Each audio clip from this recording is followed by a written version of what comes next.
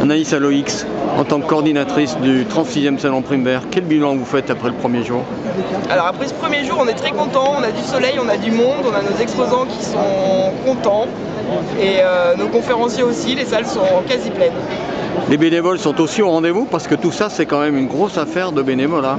Alors heureusement que les bénévoles sont au rendez-vous, depuis mardi ils montent le salon, ils sont 220 quasiment tous les jours à organiser le restaurant, l'accueil du public, l'accueil des conférenciers, et heureusement qu'ils sont là pour accueillir tout le monde.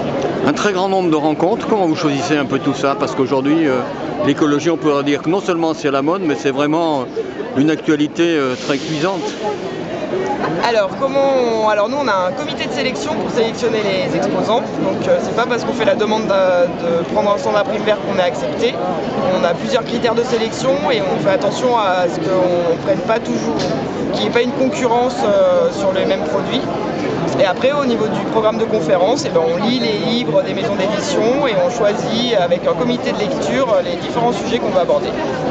Est-ce qu'on peut dire que Prime Vert est de plus en plus un salon indispensable?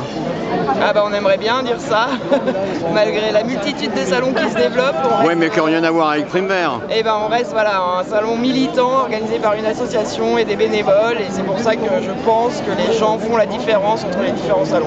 C'est vrai que c'est pas qu'un salon qui cultive le bien-être, mais c'est aussi un salon qui incite à l'action. C'est un salon qui incite à l'action, à des solutions heureuses, à la bienveillance, au respect de l'autre.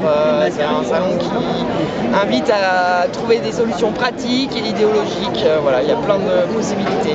Alors je sais que, et c'est ma dernière question, je sais qu'un salon, ça se prépare à partir d'un bilan, donc pour le moment on est au premier jour, on va pas tirer le bilan, mais est-ce qu'il y a déjà des projets pour l'année prochaine, compte tenu de ce qu'on voit dans l'évolution de la planète? Alors c'est vrai que c'est un peu dur au premier jour de l'ouverture de se projeter pour l'année prochaine, mais en tout cas le projet c'est de continuer le salon.